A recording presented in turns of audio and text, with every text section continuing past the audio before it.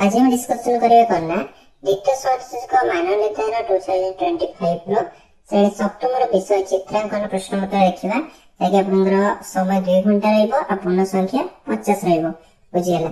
चित्रांकन with answer देखिए तो समस्या को सब्सक्राइब करे पाखरे के बेल आइकन क्लिक करे ऑल सेलेक्ट करो। टेलीग्राम पे जॉइन नहीं तो टेलीग्राम पे जॉइन जान तो डिस्क्रिप्शन में लिंक अछि।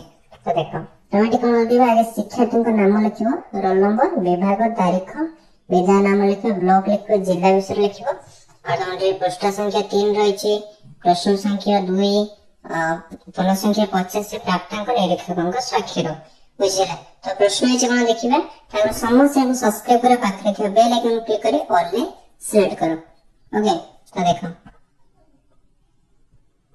ठीक है तले दिया खाली कोठरी भितर जेकोसी गोटे चित्र अंकन कर रंग दियो। गोटे चित्र अंकन करबो देखि रंग दबो। फर्स्ट प्रश्न कोन रहबो एटा 25 मार्क रहबो माने 25 मार्क। ओके तुम विद्यालय चित्र अंकन कर रंग दियो। तुम विद्यालय गोटे चित्र अंकन करबो आ रंग दबो। तो आंसर देखिनो देखो तुम एमिति गोटे चित्र अंकन करबो बुझिला। एमिति गोटे चित्र अंकन करबो आ तमरा फाटक आगरे एमिति रखियो आ स्कूल लिखि परिबो आ तमरा एपरि विद्यालय गोटे चित्र अंकन करबो। नेक्स्ट प्रश्न देखिबा। नेक्स्ट प्रश्न में देखिए पोखरी मध्य दुटी हंस को चित्र अंकन करी रंग दियो। पोखरी मध्य एटा हंस को अर्थ तारा चित्र में रंग दबो।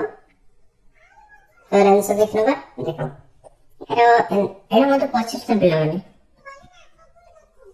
तो देखो एटा तुम करि परिबो एमिति जेटा गोटे हंस करिवो आ तापर एटी पानी रंग कर दबो आ माने कोन एटा बुद्धा टनेक्टवा जहा भी होछि करि परिबो आ गोटे गच्छ कर दबो आ हंसडे जेमते कराइछि सेमते करि परिबो ना। तो मैं नै केसे एटा तुम करि परिबो बुझियला।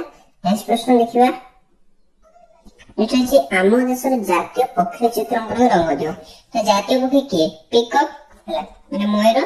तो तुम जातीय पक्षी पिकअप रो चित्र अंकन करबो आ रंग दबो बुझियला। नेक्स्ट प्रश्न देखिबा। देखो एटा वो पिजन रे पळे से बोलले हला तो पिकअप तुम करबो ना के पिजन।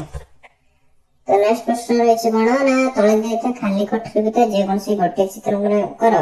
विद्यालय को जाउथो गोटे बालक बालिका चित्र अंकन करो किंबा वृक्ष जीवन एक चित्र अंकन करो किंबा बेलून धरता गोटे बालक बालिका चित्र अंकन करो।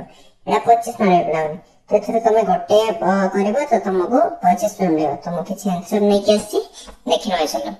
तो देखो तमे गोटे एमिति बालक बालिका चित्र मते अंकन करि परिबो। सुंदे मते देखि देछि बालक बालिका चित्र अंकन करि परिबो।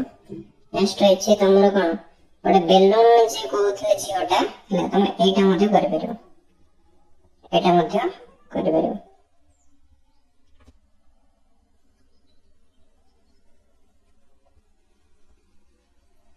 एटा मते करि परिबो।